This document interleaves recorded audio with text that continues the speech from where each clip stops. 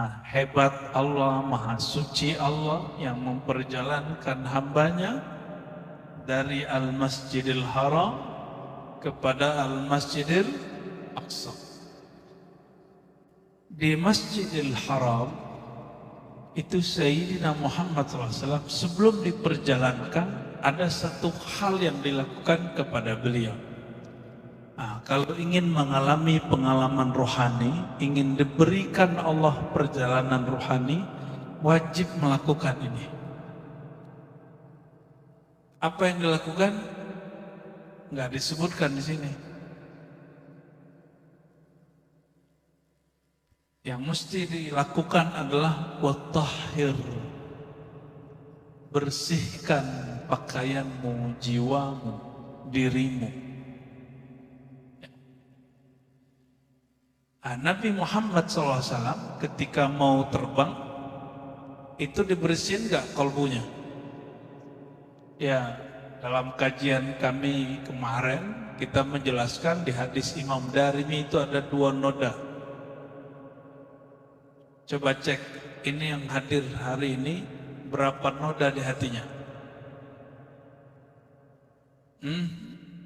Kira-kira kalau orang begini melakukan perjalanan rohani itu rusak apa lurus? Mending gak jalan rohaninya. Karena kalau kayak kalian ini, kayak kita ini jalan rohaninya, itu bukan jadi tambah lurus jalannya, jadi tambah sombong. Masih ingat Barsiso? Barsiso itu tambah sholat tambah sombong dia. Cuma dia nggak sadar. Walaupun dia ibadah 500 tahun, tapi dia tidak melakukan proses pembersihan sebelum dia mengalami pengalaman rohani. Itu Barsiso dapat ilmu, namanya ilmu Al-Ismul A'zam.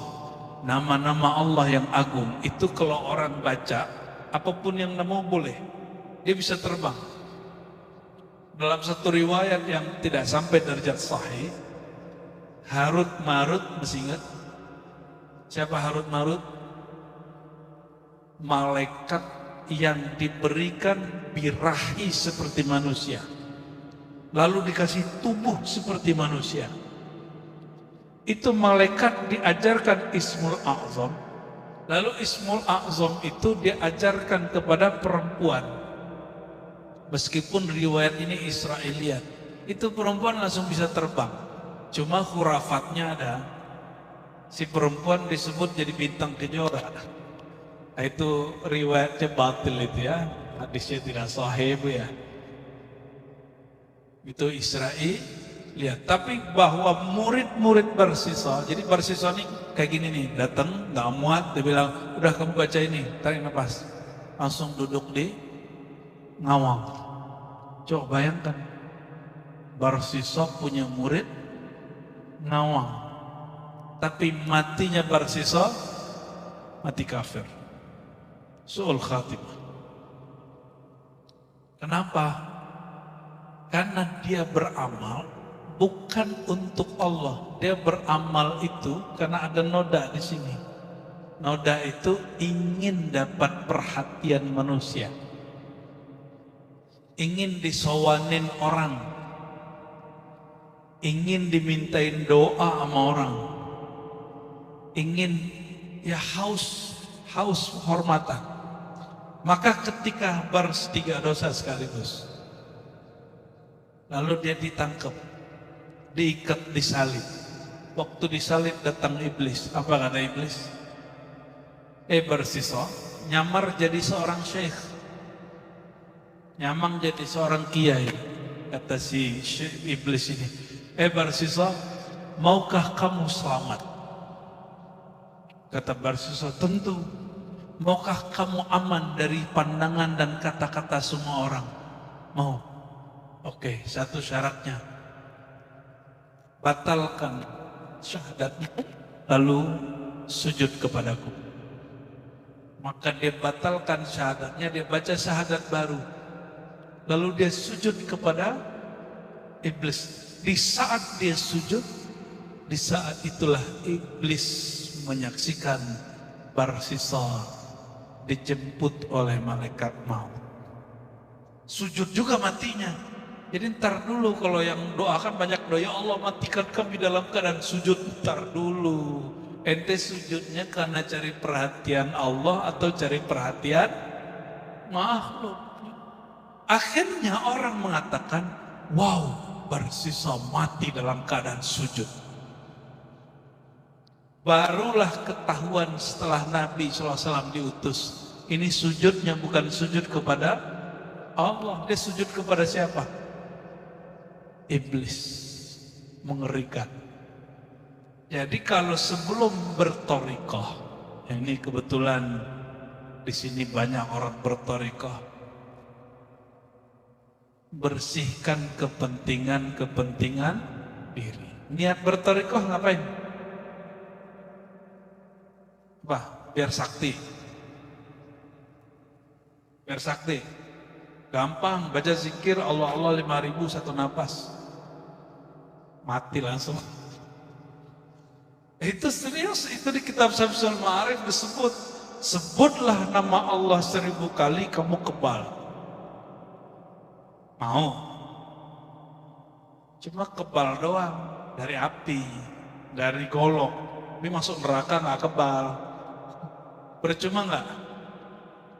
Percuma. Ya, oh teman kita dulu gitu, Rozi, kamu baca zikir nama Allah, ntar masukin tanganmu ke air panas. Lalu itu apa? Zikir bukan untuk hebat-hebatan, keramat-keramatan ya. Jadi bersihin dulu niatnya apa? Supaya cari tenang, cari kedamaian, ya. Cari kedamaian. Kalau cari kedamaian, ketenangan, tenang dan damai itu makhluk atau Allah? Maka orang cari tenang bertorikoh pasti bakal pindah-pindah torikoh. Ya nanti ngaji ke Kiai Suhaimi, terus udah mulai agak baal kolbunya, atau baal nggak? Ambar. Udah kebanyakan zikir, la ilaha illallah, la ilaha illallah. Dengar kajian salafi. Apa kata Ustaz Salafi? Haram zikir dengan suara keras. Mulailah ragu. Maka dia mulai tidak menikmati zikir dengan suara keras. Terganggu. Sudah kayak begitu? Kayaknya sudah banyak yang begitu. Ya.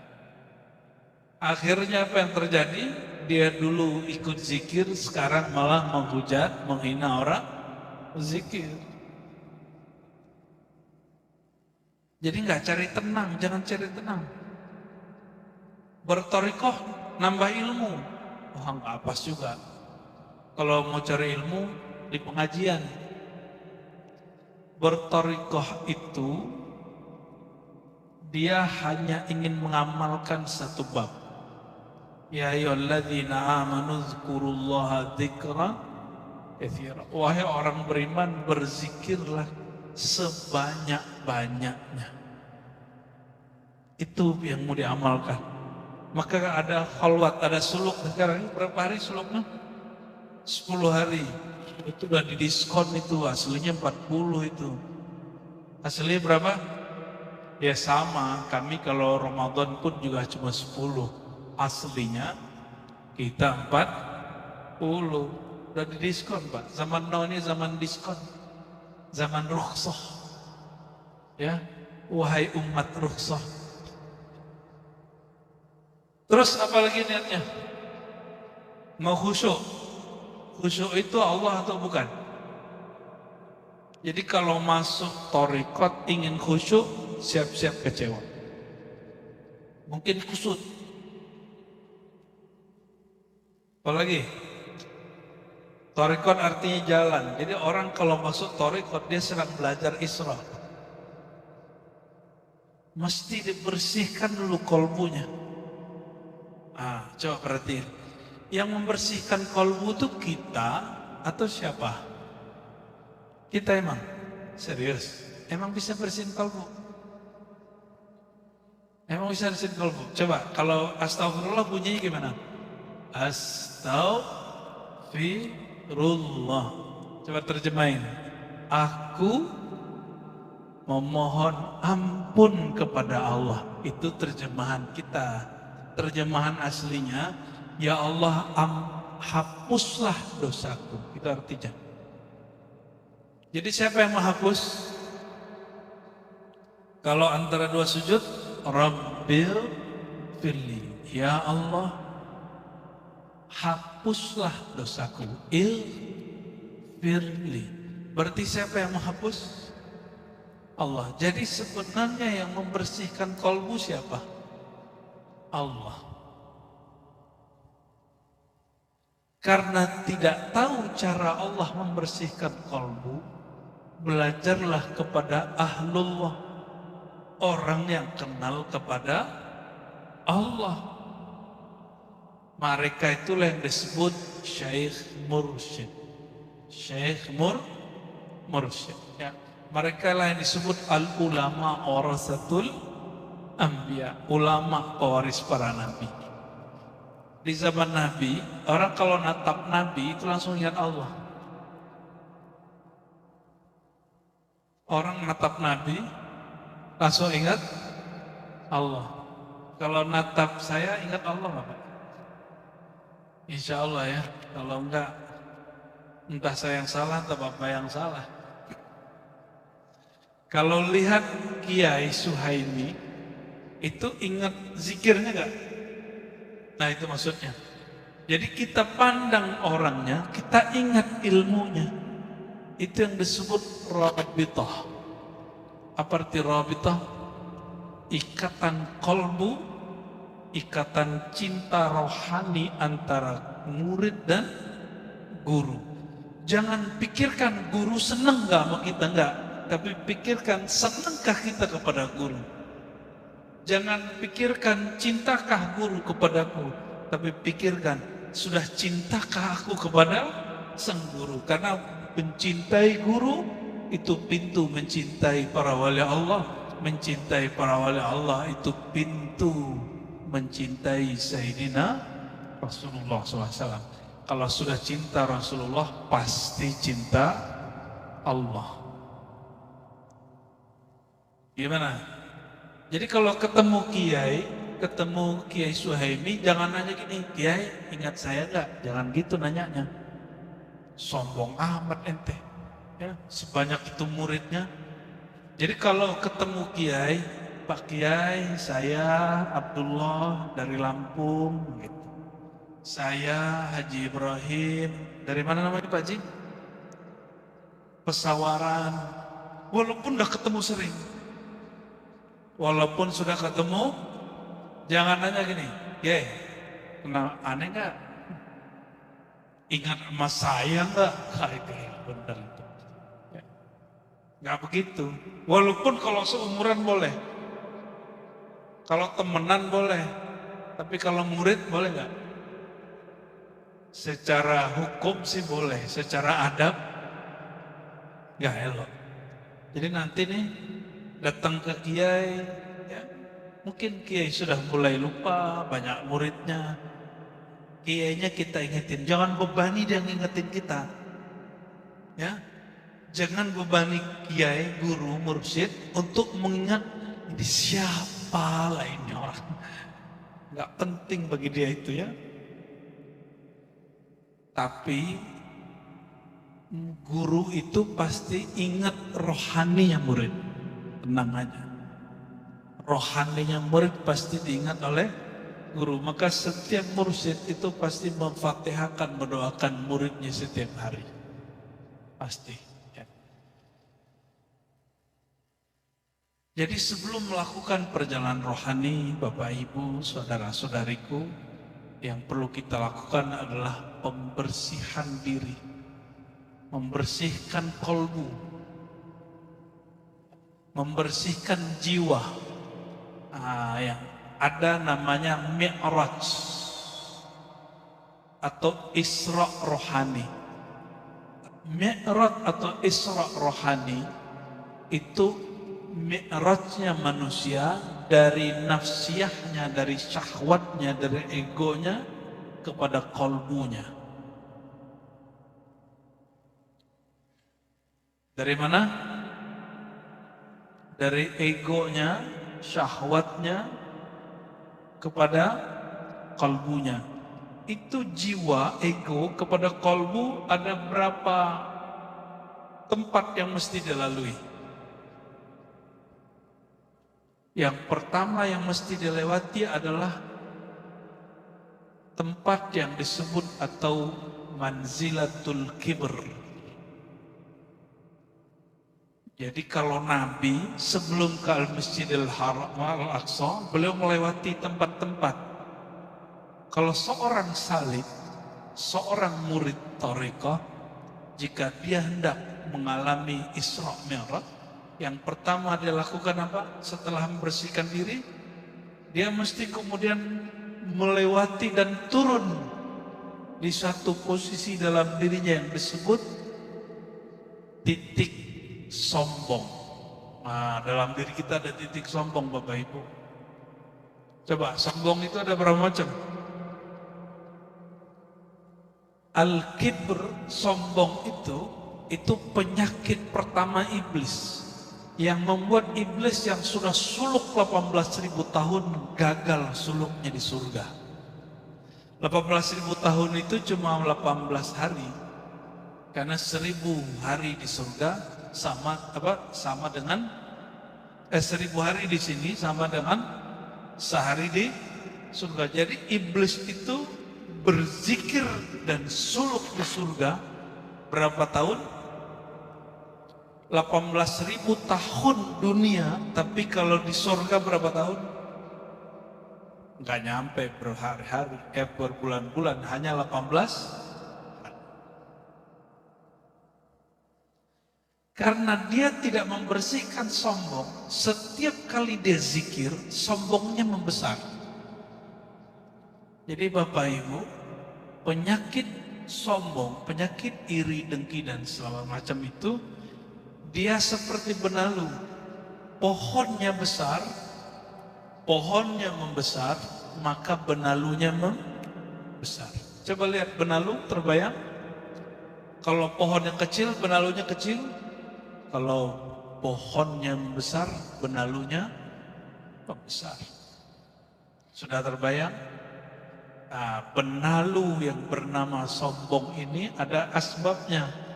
Asbab yang paling bahaya itu keakuan, merasa dirinya spesial. Apa kata iblis ketika ditanya, "Hai iblis, apa yang membuat engkau tidak mau sujud?" Jawaban dia apa? "Aasjud, apakah aku sujud liman khalaqtah, terhadap orang yang kau ciptakan daripada tin, tanah."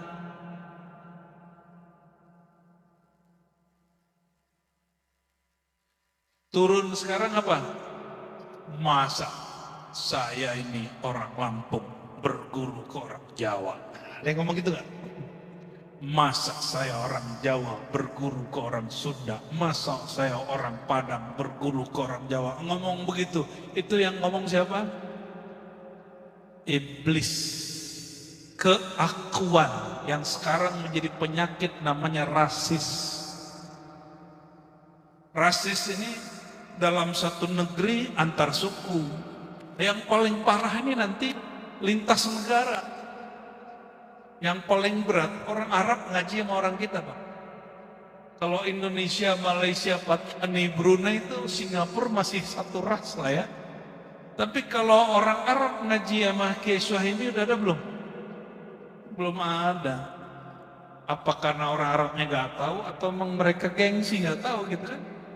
Ada nggak Habib jadi muridnya Kiai Suhaimi? Belum. Pakistan ada. Harusnya para habaib ngambil ilmu ke beliau. Harusnya orang-orang yang turunan Hadrami ngambil ilmu ke beliau. Kenapa? Al-ibrah laysa bin nasab, al-ibrah bis sanad.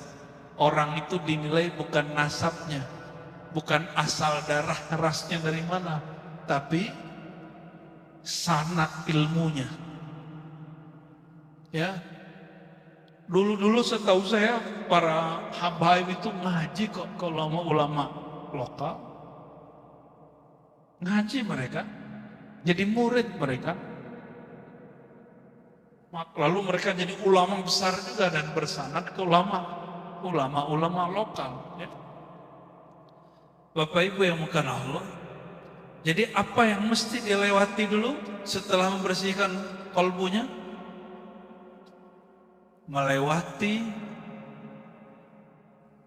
hijab kesombongan. Sombong yang paling bahaya, sombong karena aku. Nah, ada tambahan sombong yang lain. Sombong karena materi. Ada, mohon maaf nih, orang kaya yang sering ngaji banyak atau dikit? Yang kayak Pak Haji gini, ini cloningnya banyak nggak? Apa satu doang? Cuma berapa? Satu doang.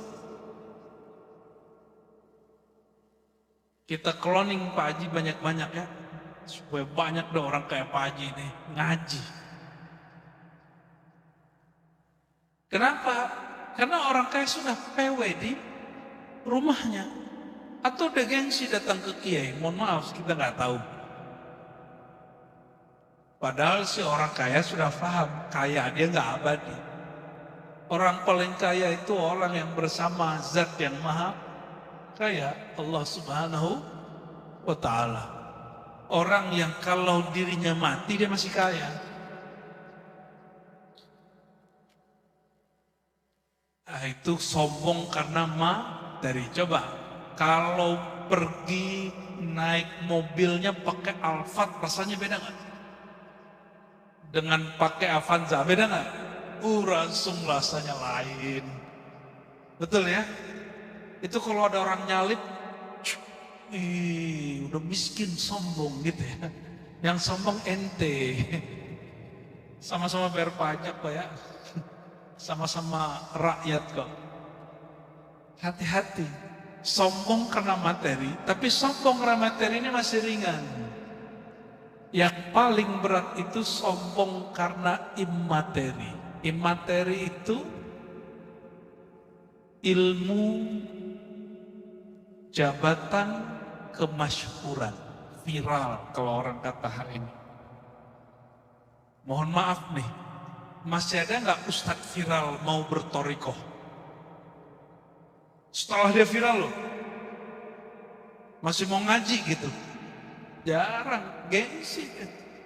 Itu yang disebut oleh Imam Ibn Ali Abbad ya. Asyuhrah qabla al-kamal sammun qatilun. Orang terkenal sebagai guru ngaji, sebagai kiai, sebelum matang rohaninya, itu akan menjadi racun pembunuh. Nanti dia nggak akan mau ngaji lagi. Kalaupun ngaji, tunggu dulu orang Arab datang ke sini. Emang orang Arab pasti wali? Nah, emang yang pakai udeng-udeng begitu mesti wali? Kan belum tentu juga. Emang profesor doktor pasti wali? Kan belum tentu juga. Saya jumpa seorang kekasih Allah di Mekah di musim haji, zuriat Nabi Sallallahu Alaihi Wasallam, orang Mekah. Apa kata dia? Ananda katanya, sekarang itu wali Allah pimpinannya ada di kalian, di negeri kalian, fi baladikum, di Nusantara. Kita udah senang nih Pak, udah senang nih Kiai. Apa yang bikin saya kemudian gaduh? Wa ma'adzalik, bersamaan itu musuhnya wali juga di situ. Banyak kelompok-kelompok takfiri yang suka mengkafir-kafirkan, suka membid'ah-bid'ahkan juga paling banyak sekarang di kalian. Di kami di Saudi, mereka sudah nggak laku. Mereka kalau ada keusir. Sekarang pindah ke kalian. Dia ngomong begitu. Jadi walinya sekarang di kita, wali Allahnya, wali setannya juga. Itu kabar gembira apa kabar menakutkan itu? Saya jumpa guru-guru saya orang Banjar yang lama di Mekah, mereka itu obrolannya apa? Oh sekarang kutub itu si Anu, sekarang kutub wali kutub ini si Anu, sekarang pimpinan wali si Anu. Tapi semenjak meninggal salah satu wali di sana, itu mereka nggak ada lagi ngomong gitu. Kayaknya udah balik ke kita, gitu ngomongnya. Kayaknya sudah balik ke Indonesia, bukan lagi di Makkah. Wallahu a'lam bishawab. Itu urusan Allah. Tapi yang pasti, ada orang sombong karena ilmu, karena gelar jabatan yang paling berat. Sombong karena kemasyhuran, itu paling berat. Makanya adik-adik ini kan suka hadroh nih. Sebelum ente diviralkan di Lampung, ente bermursyid yang benar. Supaya kalau sholawat itu ada amunisinya. Bersolawat itu amunisinya merindukan Nabi Muhammad Sallallahu Alaihi Wasallam. Jadi orang ikut rindu. Jangan besarkan kelompok kalian, besarkan Nabi Muhammad Sallallahu Alaihi Wasallam. Jangan viralkan suara kalian, viralkan nama Nabi Muhammad Sallallahu Alaihi Wasallam. Jangan viralkan aktivitas kalian, viralkan sirah Nabi Muhammad Sallallahu Alaihi Wasallam. Karena yang diviralkan Allah hanya Sayyidina Muhammad SAW. Ini yang sering saya sebut. Dalam Al-Quran Allah mengatakan warafa'na laka dzikrak. Itu terjemahan bebasnya tahu nggak? Kami viralkan engkau hai Muhammad sebutanmu. Sebutan zikrak, zikir. Maka siapapun yang menyebut sang Muhammad, mengisahkan Nabi Muhammad, mengerti ilmu sir Nabi Muhammad, Nur Muhammad, pewaris Nur Muhammad SAW, pasti Allah angkat dia. Nggak mesti masyhur di bumi, pasti dia masyhur di langit. Ya, Allahumma sholli ala Sayyidina Muhammad. Hati-hati, zikir antum nggak diangkat ke atas kalau nggak baca Muhammadur. Jadi secara fikih la ilaha illallah Muhammadur Rasulullah hukumnya sunat, mustahab.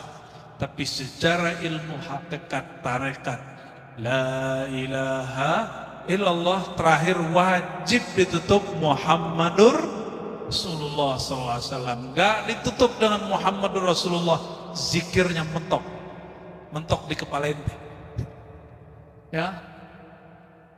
Tapi kalau ditutup dengan Muhammadur Rasulullah, khusyuk tidak khusyuk, itu zikir Allah angkat. Dan jika dia membaca dengan kolbunya, apa kata Nabi SAW, hadis Imam Al-Hakim, fatahallahu biha, ya, Allah buka dengan kalimat itu. Kalau dibaca dengan kolbu, abwabas samawati wal abwabas sama, Allah buka dengan zikir itu pintu-pintu langit sehingga dia nyundul arasy. Jadi yang baca la ilaha illallah dari kolbunya, itu Allah buka pintu langit. Langit itu kata imam-imam kita ada dua. Ada langit secara ilmu akidah, itu langit semua yang di atas bumi langit. Ada langit secara hakikah. Apa langit secara ilmu ma'rifat hakikat? As-sama, semua yang meninggi dalam dirimu. Sama artinya apa sama? Yasmu, yafuq, sesuatu yang meninggi dalam dirimu, yang nonjol. Maka bagi mereka, kalau Nabi menembus langit, kita menembus ego. Ego kesombongan, sombong karena ilmu. Maka kita bersyukur masih ada kiai-kiai mau bertarekat. Mohon maaf nih, mohon maaf, yang sudah pernah belajar di kampus atau di pesantren. Di kitab ada sebutan fadlu dzikri la ilaha illallah, keutamaan zikir la ilaha. Ya, kalau buka kitab Nafahat Qudsiah ada teknik baca la ilaha. Itu teknik. Kalau dibaca sendiri terasa nggak? Coba beli buku tarekat, cobain sendiri. Itu ada rasanya nggak? Nggak ada. Kenapa nggak ada rasanya? Karena buku tidak ada ruhnya. Sedangkan la ilaha illallah itu makanan rohani yang dapat mengajarkan kita dan mentransfer rasa itu ke kita, itu orang yang punya rohani. Siapa itu? Guru mursyid. Jadi apa yang mesti ditembus pertama kali? Kesombongan. Boleh disebut juga langit kesombongan. Itu ada kitabnya itu yang bahas begitu. Yang kedua, langit iri dengki.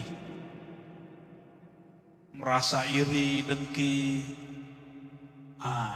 Ini rahasia nih Pak Haji nih.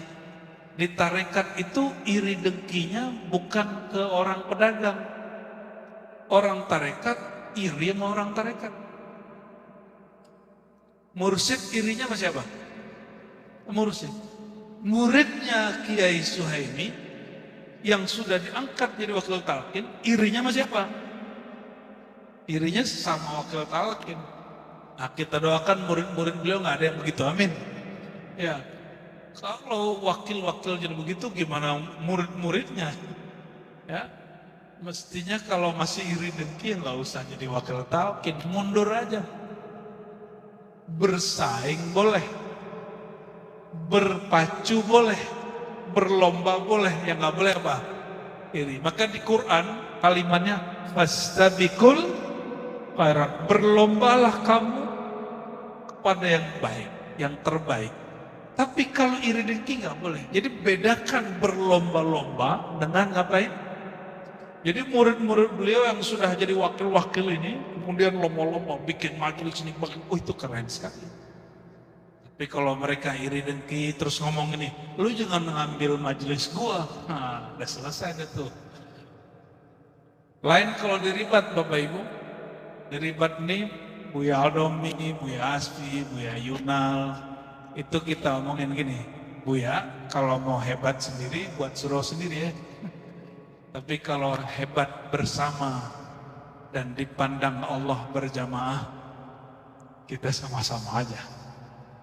Itu sebabnya Bapak Ibu, saya sampaikan saya nggak punya channel YouTube. Channel Ar-Razi Hasim gitu nggak ada. Itu pasti orang lain yang punya. Karena kami ingin channelnya pun channel berjamaah. Nama channel kita apa Bu ya? Ribat aja. Nggak ada tambah-tambah gitu.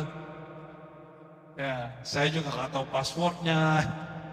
Atau mereka lah yang ngurus. Oh, Nono yang ngurus tuh ya. Antum yang ngurus ya. Itu pun juga nggak serius ya, serius gitu-gitu aja. Tapi alhamdulillah. Kita cuma niatnya satu. Saya niatnya cuma satu. Dari 2013 saya ngomong ke kawan-kawan pendakwah. Kita ini kalau mau buat TV mahal. Karena buat studio itu 300 jutaan. Buat TV berapa? MM-an. Untungnya Allah ciptakan manusia cerdas. Muncullah YouTube. Sekarang orang kalau bikin TV cukup lewat YouTube ya, lewat TikTok, Masya Allah ya. Hamba-hamba viral. Apa kata kami dulu ke teman-teman? Semoga nanti ada jalan kita bisa mengajar murid-murid jarak jauh, offline ataupun online. Kenapa? Kita gak punya dana bikin TV-TV seperti kelompok sebelah yang setiap hari membid'ahkan amalan ulama ahlus, apalagi amalannya Kiai Haji Suhaimi, itu paling empuk itu dibid'ahin. Kenapa?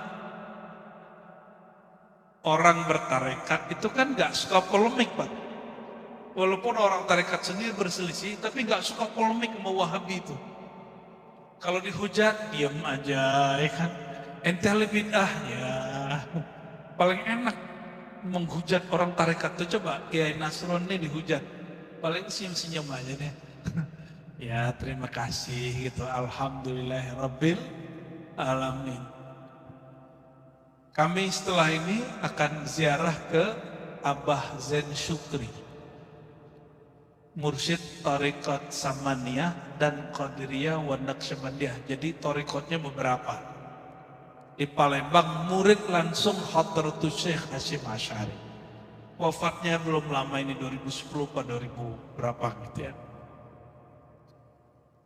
Itu Abah Zain Syukri buka majelis kajian tauhid. Kajian tauhidnya standar, apa yang dulu Syekh Abdul Somad Palembani, Arsyad Al-Banjari, dan ulama-ulama kita dulu buka, itu dibuka.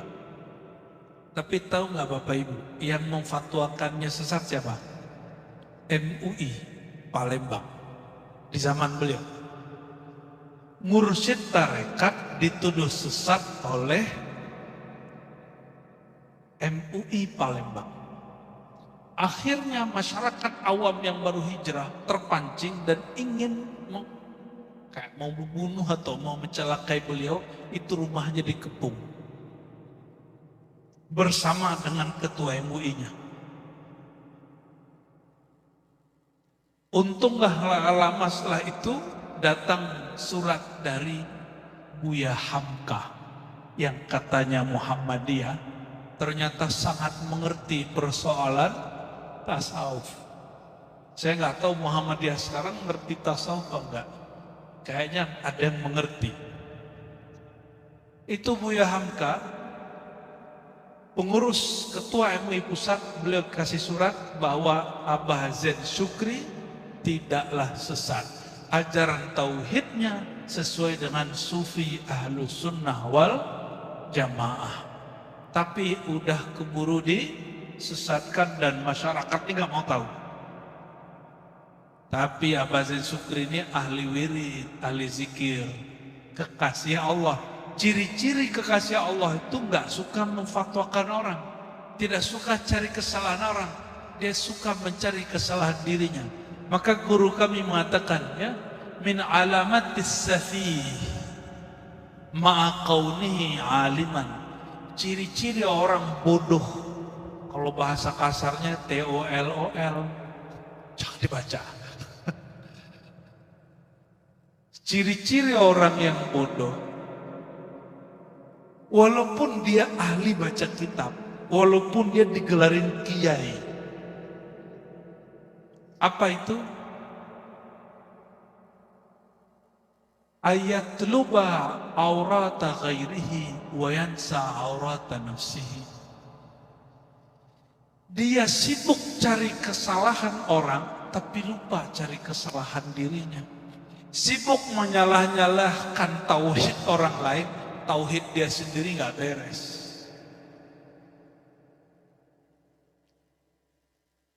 Sebagaimana diceritakan oleh anak beliau, itu nggak lama ketua MUI-nya dikasih pelajaran oleh Allah.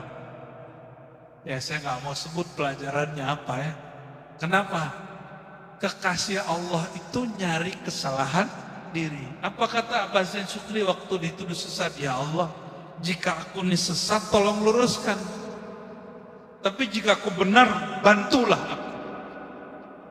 Hancurkan musuh-musuh. Begitu beliau tersinggung. Ternyata betullah firman Allah dalam hadis qudsi Sahih Bukhari, man adali waliyan faqad adantuhu bil harb. Siapa yang memerangi, menyakiti, mengganggu kekasih-kekasihku, ahli zikir, ahli marifat, perindu Nabi, ahli salawat kepada Nabi Muhammad SAW, aku nyatakan perang baginya. Kalau Allah perang, tentaranya siapa? Tentara Allah banyak, ada yang zahir, ada yang batin. Kalau yang zahir bisa manusia, bisa hewan, bisa penyakit, bisa hama, bisa virus. Kalau batin bisa hilang akal tuh orang sebelum meninggal. Ya, bisa hilang kesadaran dia sebelum meninggal. Saya punya guru Abu Ya Nu'man Bashir ngajarin kami ihya dan hikam. Guru dia namanya Abu Ya Syekh Mukhtar An-Naqsyabandi. Itu dianggap sesat oleh seorang yang juga jago baca kitab, tamatan luar negeri. Wah, ini mentang-mentang di tamatan luar negeri nih, ya. Akhirnya ditantanglah debat. Beliau ini nggak mau debat, tapi karena ditantang debat sudah parah, akhirnya baru mau debat. Sudah darurat. Dibuat kesepakatan. Kata si penantang ini, kalau Anda kalah wahai Syekh Mukhtar, kakek guru saya berarti, maka kamu dan muridmu ikut saya. Apa jawaban Syekh Mukhtar, kakek guru kami? Kalau saya yang menang, kamu gak usah ikut saya. Itu mengalah atau menang? Nah, yang haus pengikut, beliau nggak butuh pengikut. Dia sudah cukup dengan Allah Subhanahu wa Ta'ala. Akhir mereka debat. Saya nggak usah sebut isi debatnya. Kalahlah ini orang yang tamat luar negeri, malunya bukan main. Tapi bukannya dia tambah hormat. Semakin hari dia semakin jahat. Dicari-cari kesalahan, dia bid'ahin tiap hari. Lalu orang lupa. Orang bingung kok tiba-tiba suara kiai yang tamatan luar negeri ini hilang. Ternyata ini orang jatuh sakit. Jatuh sakitnya apa? Stroke, bukan stroke biasa. Dia hilang kesadarannya dan seperti anak-anak. Waktu sadar, lari-lari ke pasar, lari-lari ke madrasah, nggak pakai celana, nggak pakai baju. Nauzubillah, summa nauzubillah. Dan itu ceritanya mutawatir. Apa arti mutawatir? Semua orang di kampung kami tahu itu. Di zaman itu. Di zaman itu. Bapak Ibu yang bukan Allah. Maka betullah kata masyaikh kita dulu. Jika ingin engkau husnul khatimah, jangan pernah ingkar dengan ilmu ma'rifatullah. Jangan pernah ingkar kepada kekasih-kekasih Allah. Jangan ingkar kepada mursyid-mursyid yang mewarisi ilmu kemarifatan. Kalau nggak sepaham, diam aja. Kalau nggak sepaham apa? Diam, cukup katakan, mungkin sang kiai, sang mursyid punya paham sendiri yang saya tidak paham. Ya, udah jam berapa ini? Kita sampai jam berapa nih Pak Haji? Sampai maghrib? Janganlah. Ini sengaja saya nggak baca kitab nih. Ya, karena kalau baca kitab nanti ada yang ini, ada yang jazab, ada yang ekstase. Kayak tahun lalu, ya, itu semuanya mau terbang Bu Aldomi. Udahlah. Tahan-tahan aja kitabnya ada, kitab Syekh Abdul Qadir saya bawa selalu, baik PDF-nya atau kitabnya. Ini apa yang dimaksud Masjidil Haram secara ilmu ma'rifat, apa yang disebut Al-Masjidil Aqsa, ini bagian terakhir. Al-Masjidil Haram itu sisi kata para ahli tasawuf seperti Imam Al-Jili, ya, adalah sesuatu yang Allah haramkan pada dirimu, itulah al-haram. Tinggalkan itu, datanglah kepada kesucian. Nama lain dari Al-Masjid Al-Aqsa apa? Aqsa itu artinya jauh. Jauhkan dirimu yang haram, engkau akan sampai kepada yang Baitul Maqdis, tempat yang suci. Bapak Ibu yang bukan Allah, di dalam ilmu ma'rifatullah yang disebut rumah Allah itu bangunan fisik atau kalbu orang beriman. Seandainya masjid itu tidak ada orang zikir, dia masih disebut masjid gak?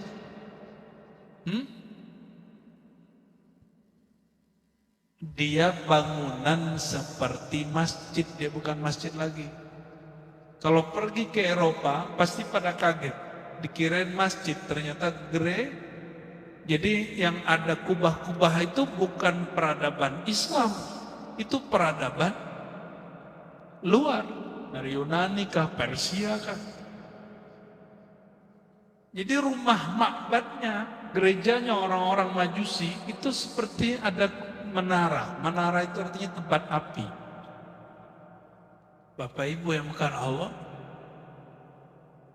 Jadi kalau kita menyebut masjid itu adalah bangunan,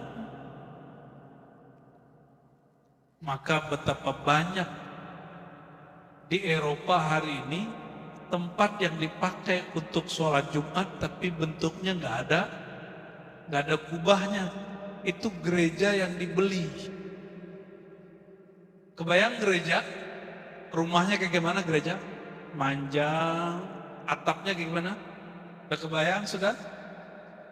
Cuma salibnya dihilangin. Salibnya dihilangin. Maksud saya menyebut ini apa? Sumiyal masjidu masjidan li'anna fihi rufi'a ismullah. Sesuai ayat Quran. Disebut masjid itu masjid karena di sana disebut-sebut nama Allah. Mau nggak kalbunya disebut masjid Baitullah? Mau? Mau? Maka belajarlah talqin zikir kepada para mursyid. Kalau di sini berarti ke Kiai Haji Suhaimi Yusuf dan kawan-kawannya para mursyid. Ingin kalbunya jadi Baitullah? Ya. Malaikat kalau mau menurunkan azab, pertama yang dia lihat masjid. Masjidnya ada orang enggak? Pertama dilihat dulu ada masjid apa tidak. Maka disebutkan dalam hadis, la taj'alu buyutakum maqabir. Jangan jadikan rumahmu seperti kubur. Wa zayyinuha bis-salati wa tilawatil Qur'an. Hidupkanlah rumahmu itu dengan zikir salat dan zikir baca Quran. Maka ada hadis lain, as-salatu nur. Salat itu cahaya. Kalau ayat Quran ini gimana? Aqimis salata dzikri. Dirikan salat, tunaikan salat untuk mengingatku. Berarti aslun nur. Salat itu nur. Salat itu tujuannya, aktivitasnya berzikir. Maka aslun nur. Asalnya nur itu zikrullah. Ingin kalbunya jadi Baitullah, jadikan dia Baitul Asma, tempat isi nama-nama Allah. Kalau lagi suluk dibaca nggak nama Allah? Ya, sebut Allah, Allah, Allah terus. Dan lebih afdal lagi jika namanya dimakrifati, dikenali, ya. Maka wajib bagi yang sudah mengamalkan zikir Allah, belajar ma'rifatul asma, mengenal nama-nama. Nah, nanti di Ribat ada kajian itu ya, ma'rifatul asma. Dia membedah al-asmaul husna. Nanti kita buat juga kajiannya. Nanti kita buat juga kajian itu di sini tahun depan, insyaallah ya. Ini tahun depan apa akhir tahun? Sudah awal tahun ini. Bagian penutup.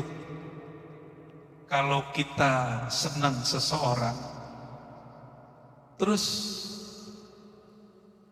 di bukunya dan di handphonenya ada nama kita, ada foto kita, kita senang nggak? kalau ingin menumbuhkan rasa ridho, maka bikinlah Allah ridho.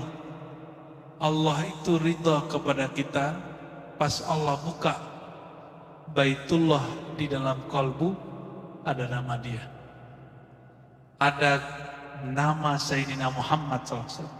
Syukur-syukur ada surah, ada sosok wajah Nabi Muhammad SAW di dalamnya. Enggak bisa membayangkan wajah Nabi Muhammad, masukkan wajah gurumu di dalam kalbumu. Nanti wajah guru kita akan terhubung kepada wajah Sayyidina Muhammad sallallahu alaihi wasallam.